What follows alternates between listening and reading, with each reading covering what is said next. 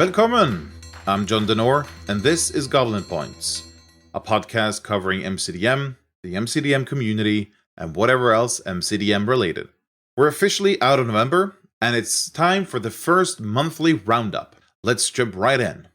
The Talent is out.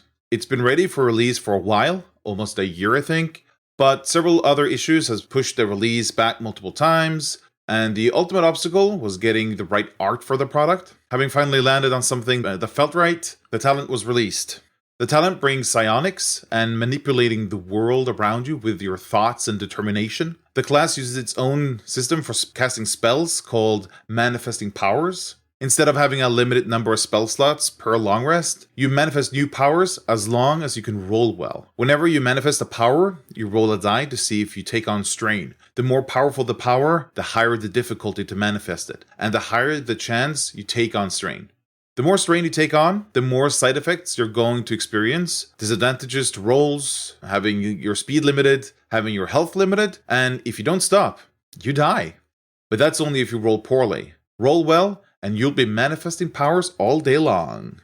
There are 6 academies, which each specializes in a certain discipline of powers. The Chronopaths, which manipulates time. The Metamorphs, which manipulates a body's chemistry. The Pyrokinetics, which manipulates fire and explosive energies. The Resopaths, which manifests creatures and objects. The Telekinetics, which manipulates physical objects and creatures.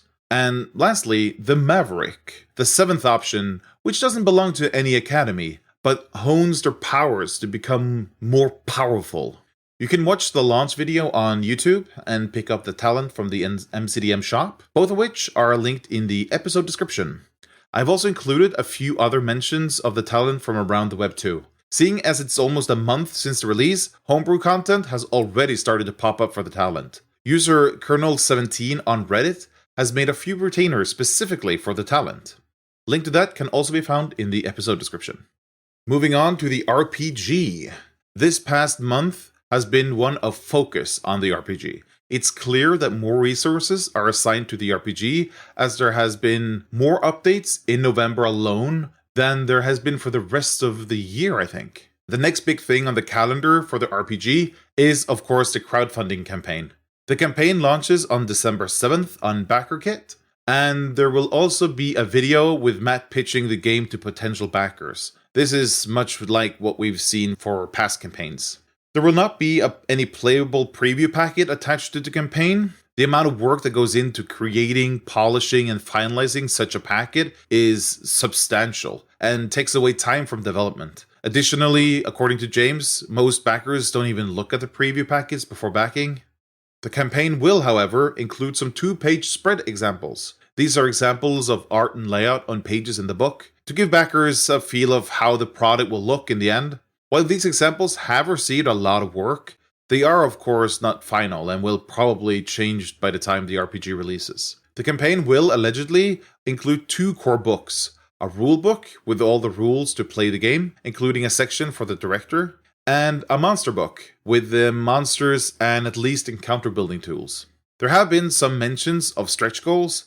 Matt has said that something like a Vesloria box set could be a potential stretch goal, but this was mentioned as an example and not a promise at all. Vesloria is the medieval Europe analogy in the official setting, and would probably focus on conflicts between lords, building armies, and engaging in warfare. There has been a lot of questions regarding virtual tabletop support for the RPG. While the question has in large part been avoided and kicked down the road, this past month revealed that MCDM have been in talks with the developer to, and I quote, build a VTT that supports the MCDM RPG natively, end quote. This is very dependent on how the crowdfunding goes, and I think we must expect it to do incredibly well for this to even be considered. Without much in follow-up information, it's not clear if this is a separate bespoke VTT or if it's an existing VTT solution that will have the RPG built in. This will not prevent other VTTs from supporting the RPG, but it's unlikely MCDM will spend any time on it. They've stated multiple times that VTT support for their products have not brought in enough sales to warrant much investment. Speaking of playtest packets, there might be a playtest packet for Patreon supporters by the end of the year, but that's in no way promised. But I guess that we're not going to see anything before early next year. Knowing James and Matt, they'd rather have something done properly than release it early. With the campaign going live in December and the holidays approaching quickly, I suspect there won't be time to polish something this side of New Year's. But there was a lot of updates for supporters on Patreon in November. I'm not going to share details, you'll have to subscribe to MCDM Plus on Patreon and find that out for yourself. But I will mention that the updates were about rules for working together, details about the new kit system, the demise of the career path system, the new rules for negotiations, an example of how an NPC with negotiation details might be presented in an adventure, and they did a Patreon exclusive Q&A. And speaking of Patreon exclusives, James did mention in one of his streams that MCDM is actively thinking about how to best reward their patrons, both now and in the future. Currently, it's insight into the development of the RPG, but what happens when the RPG is released? James mentioned the possibility of access to development updates for new stuff, a magazine akin to Arcadia, or something completely different. Nothing specific at the moment, but it's on their mind. Outside of the Patreon, some updates about the RPG has come out. Negotiations have been tweaked, as we know, since the first round of playtests, and James says that the testers are liking the new iteration. The system currently doesn't require rolling if the heroes make a good argument that immediately speaks to the NPC they're negotiating with. They will have to roll if the argument can go either way, and it comes down to how persuasive they are. James summarized the negotiation system as, here's how many good arguments you have to make, be they with words or with dice rolls, and here's how many attempts you have to do it. Someone asked about languages in one of James's streams. He said languages are going to be a part of the game and be mechanically significant. Imagine there's 4 levels of skill in a language. Level 0, you don't understand language at all. Level 1, you understand some of it. Level 2, you know it pretty well. And level 3, you're fluent. The thinking is that knowing a language can grant you bonuses in negotiations, during research, or while crafting. Damage and mitigation is still being tweaked. There has been some testing of different mechanics on how damage is reduced, but the current iteration has damage being applied directly without subtracting any of it. To mitigate that attacks always do damage, and that they do more damage, heroes and monsters now have more health. Some heroes' abilities, though, will still let you reduce incoming damage, or avoid it completely. This does mean that monsters may end up with a null result, but the heroes never do. With this new system of constantly taking damage, the heroes will also be using more recoveries to gain back health. They're now able to spend as many recoveries as they want in combat, instead of being limited to just one.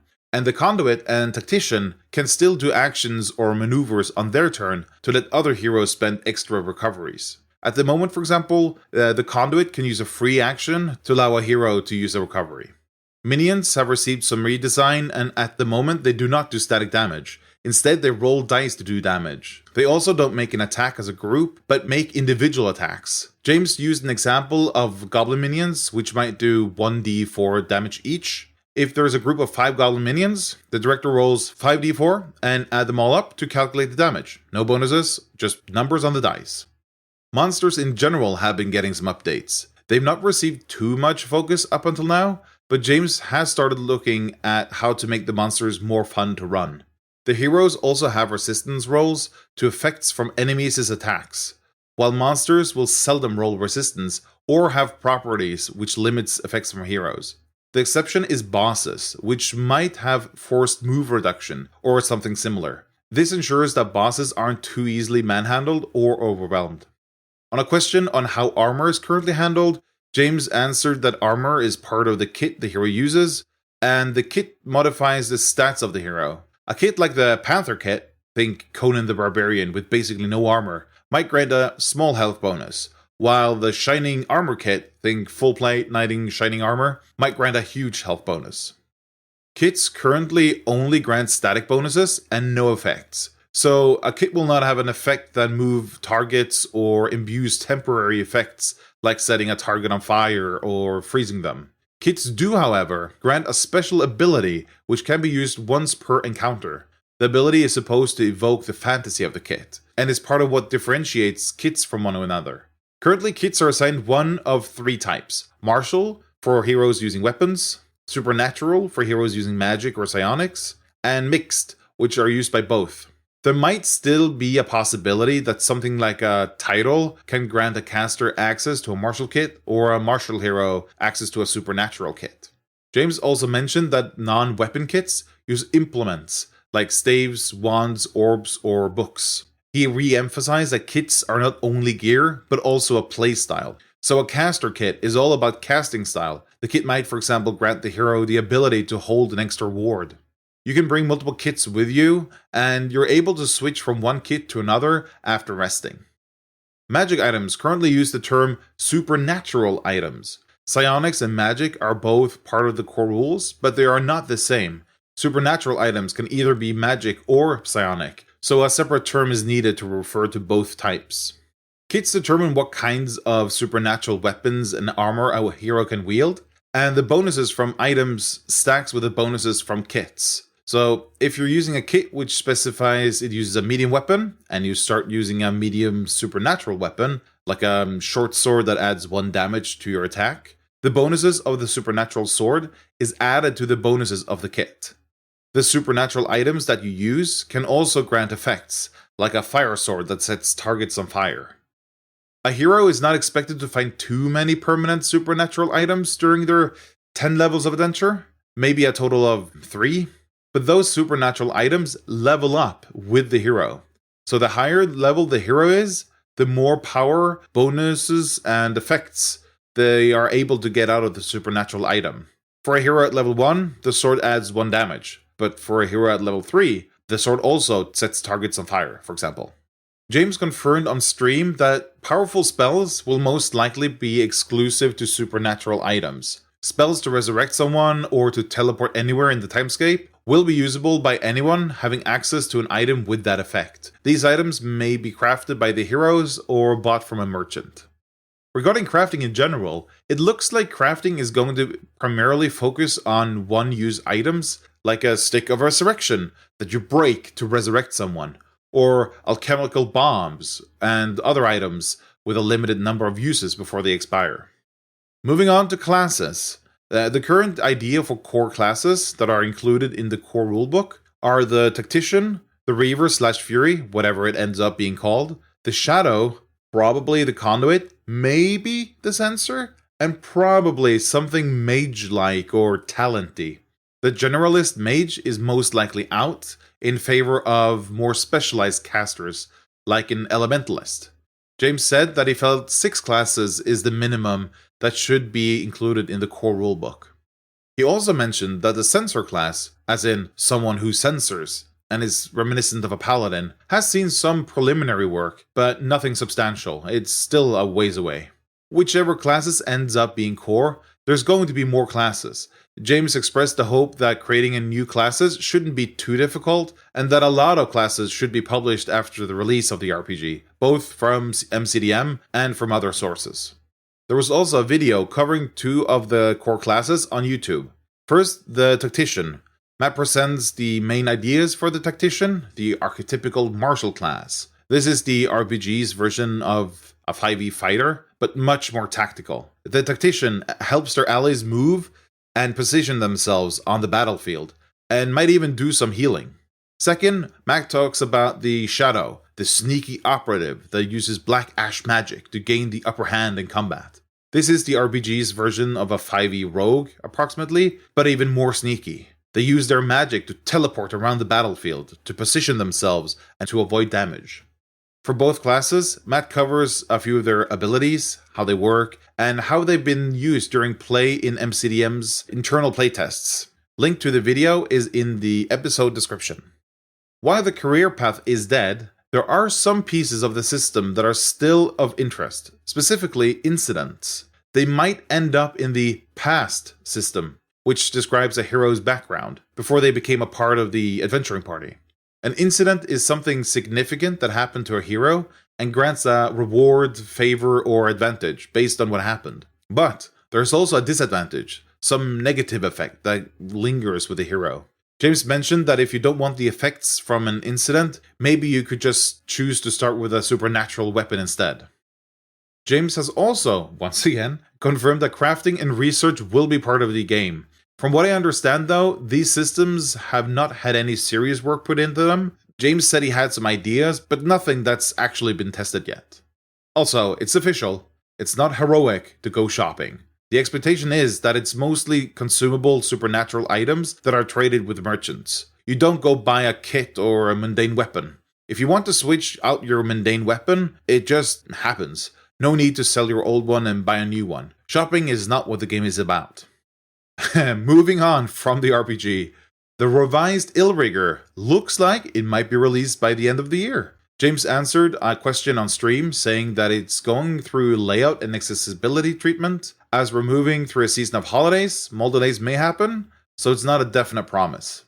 If you pick up the current Illrigger from the MCDM shop, you'll get the updated version of the Illrigger for free when it releases.